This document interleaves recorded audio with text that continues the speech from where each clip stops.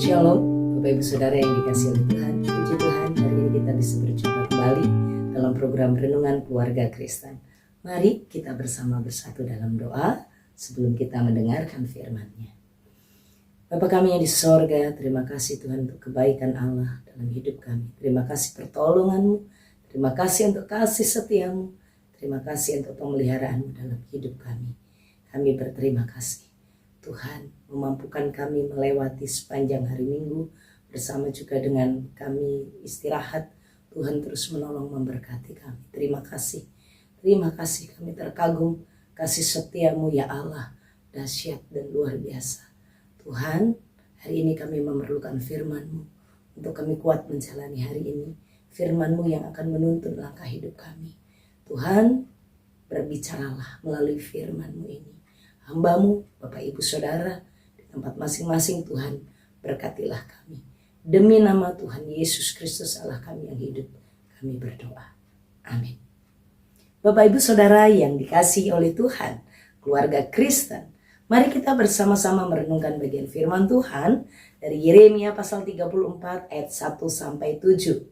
Yeremia 34 ayat 1 sampai ayat yang ke-7, demikianlah sabda Tuhan.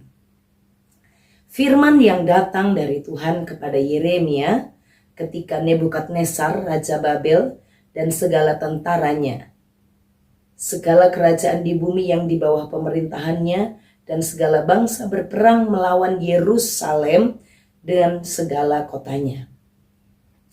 Beginilah firman Tuhan Allah Israel.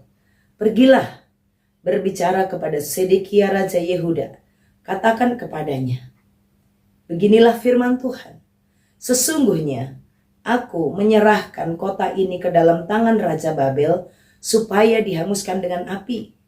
Dan engkau sendiri tidak akan luput dari tangannya, melainkan akan pasti tertangkap dan diserahkan ke dalam tangannya.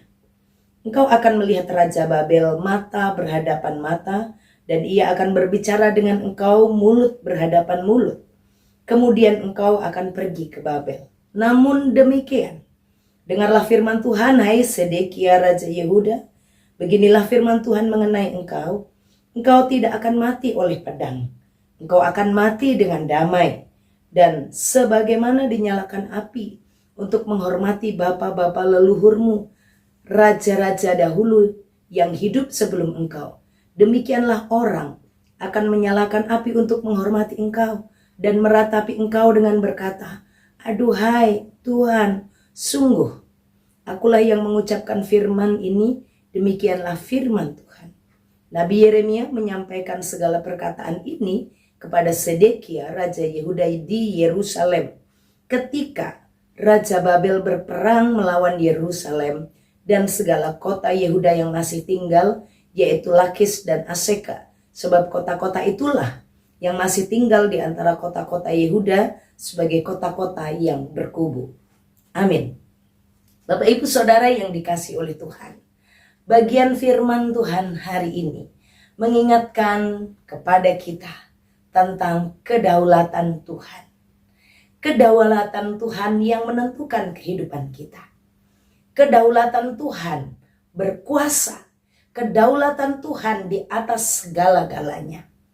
Perikop yang kita baca, ini peristiwa yang terjadi tahun 588 sampai sekitar 587 sebelum Masehi, pada saat Yerusalem sedang diserang. Ini bukan hanya dikepung, tapi sudah mulai masa penyerangan ketika tentara Raja Babel berperang melawan Yerusalem. Ayat yang ke-7. Di ayatnya yang pertama juga, ketika Nebukadnezar Raja Babel dan segala tentaranya, segala kerajaan di bumi yang di bawah pemerintahannya, dan segala bangsa berperang melawan Yerusalem. Menjelaskan dan menunjukkan situasi kapan firman ini disampaikan. Pada saat Yerusalem sedang diserang. Diserang bukan hanya oleh Nebukadnezar dengan tentaranya, tetapi dengan segala tentaranya dan dengan segala kerajaan di bumi yang berada di bawah kekuasaan Nebukadnezar, semuanya bawah kendali Nebukadnezar, mereka menyerang Yerusalem, menghancurkan Yerusalem supaya dihanguskan dengan api. Bapak Ibu Saudara yang dikasihi oleh Tuhan, tapi ada satu hal yang ditekankan dan diingatkan oleh Tuhan kepada umatnya, bahwa kehancuran Yerusalem, kehancuran Yehuda, hangusnya Yerusalem bukan karena kekuatan besar Nebukadnezar, tetapi karena kedaulatan Tuhan. Karena Alkitab menuliskan di sini di dalam ayatnya yang kedua, katanya kepada, beginilah firman Tuhan, sesungguhnya aku menyerahkan kota ini. Ini bentuk nyata dari kedaulatan Tuhan, kuasa Allah yang menentukan segala sesuatu terjadi. Yerusalem itu milik Tuhan. Yehuda itu kerajaan milik Tuhan. Kerajaan itu tidak akan hancur. Kerajaan itu tidak akan dihanguskan dengan api jika Allah tidak menyerahkannya. Sekuat apapun, sebesar apapun segala tentara Nebukadnezar tidak akan sanggup merebut Yerusalem jika Tuhan tidak menyerahkannya. Ini menjadi peringatan bahwa Tuhanlah yang menentukan kedaulatan. Tuhan yang memiliki kedaulatan, berdaulat penuh. Bapak Ibu Saudara, segala sesuatu, penderitaan, kesulitan, penghukuman, kehancuran terjadi karena Tuhan menyerahkan, Tuhan mengizinkan, dan di dalam kedaulatannya. Sekuat apapun manusia berusaha berjuang menghancurkan umatnya, tapi jika Tuhan tidak menyerahkan, maka tidak akan terjadi kehancuran. Tapi jika terjadi kehancuran karena ada dalam izin kehendak Tuhan. Bapak Ibu Saudara yang dikasihi oleh Tuhan, sekuat apapun tekanan, sehebat apapun tekanan, jika Tuhan masih mengizinkan kita ada, itu adalah belas kasihan Allah. Itulah yang disebut kasih karunia. Dalam hari-hari ini, di mengakhiri bulan Desember dengan segala banyak kegiatan, dengan segala banyak pengeluaran, dengan segala banyak tekanan, tantangan, di akhir tahun, pekerjaan Bapak Ibu Saudara, pelayanan Bapak Ibu Saudara mungkin. Tapi ingatlah apa yang Tuhan katakan. Tuhan tetap akan melindungi umatnya. Tapi umat itu jika tidak ada di dalam perubahan pertobatan, Tuhan akan mengizinkan, Tuhan akan menyerahkan kehancuran terjadi. Tuhan yang berdaulat. Sekuat apapun musuhmu, orang membencimu, sekuat apapun orang ingin menenggelamkanmu, ingin mengambil karirmu, ingin mengambil posisimu, jika Allah tidak menghendakinya, itu tidak akan beralih. Sekuat apapun tekanan, penderitaan, kesulitan, ingatlah, itu tidak akan menghancurkan kita, karena Tuhan berdaulat penuh. Bapak Ibu Saudara yang dikasihi oleh Tuhan, iman kita diteguhkan dan dikuatkan akan kedaulatan Tuhan.